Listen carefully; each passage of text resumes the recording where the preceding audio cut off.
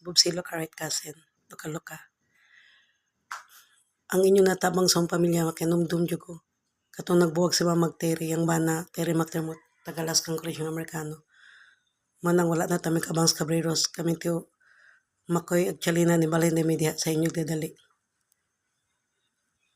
O katos ang COVID-19 nga naisibat ko sa syudad akong gibang ang balay sa Waki Salud ilang Easter 5,500. Actually na po kay pundong nga todo kabuwan. Almost 11K. Pero akong gibiyan kay nahagdo ko sa COVID-19 niya nakapuyo ko sa inyong mama pila kabuwan ra sa inyong balay. Yung mga napakaayin Clarina may kasen magawang ni Cassandra Cañedo. Anan ay napakita mo na ang driha ay napuyo sa mahoy wak mangoy puyo sa inyong balay no. For your information ayin Clarina Cañedo. Kwentahay tag kuan. Kwentahay tag natabang sa among pamilya sa inyong pamilya. Mas dako among natabang sa inyong pamilya. Una, kanumdum jud ko ikaw Elvis pataka lang kag tabi.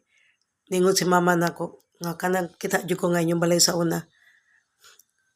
Kanang kutob na sa kusina kanang balay ni ayin. Unyo man kana inyong balay karon Elvis ahawan pan sa una luti pa na.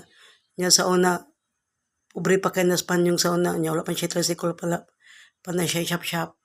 Trabaho pa na inyong mamagpapa sa una kanumdum jud ko dira sa kuan Ursula sa somewhere in Talisay sa Asnar yang amo nga kuan lang amo nga German nya mao to nagsabot si Panyong og si Mama Anjing nako ningon si Mama Anjing nako nga imuan og gastuhan nagkuan imuan og kwarto imuan mi kwarto mo nang si Terry McDermott sige padala og dolyar ni Panyong mo nang nahimo og kwarto dinha mo na ninyong balay Elvis niya naging sa Manjing kumuli ko di akong wala jud ko'y kwarta di ko kabagbalay mukuha jud ko kuan nilang Elvis room ato ko puyo ko dili ko niya papuyo ni Elvis nilang Rose kaya ako na ibaldoser ang ilang balay total akong bana may nagpatukod na Terry McDermott dili man si Panyong kay katong panahon na ingon si Mama Anjing Elvis collection place imong papa palahubog pa to wala pa'y kwarta pobre pa kay ito imong papa purdoy pa wala pa maging tricycle ton time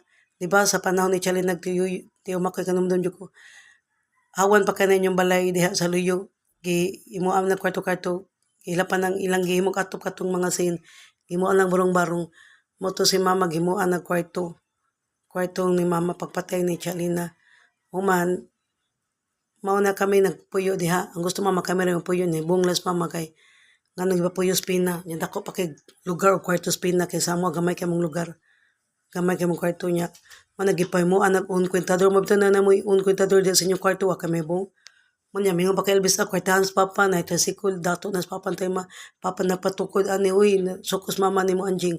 Kaya sa mama dyan na suito, anak, gamay pa ka, wakay buot, atong tema, pataka lang ko nung kagtabi. Atong tema, ni anas mama anjing, si Panyong ug si Terry McDermott, nakasinabot sila ba ng mama anjing Terry McDermott. Nga ka na inyong luti diha, luyo, balay lugar sa inyong luyo, tukuran na namog kwarto. Ni anas mama, sige Panyong. Kaya ni anas Panyong, wala man ni balay, wala man ni kwarto, mga anak balay na may luti diri sa luyo man nang tukurin na lang balay anjing papriho na mo sila puyo diha dili na mo pabangon yan nasa iyon kwentador mo na di okay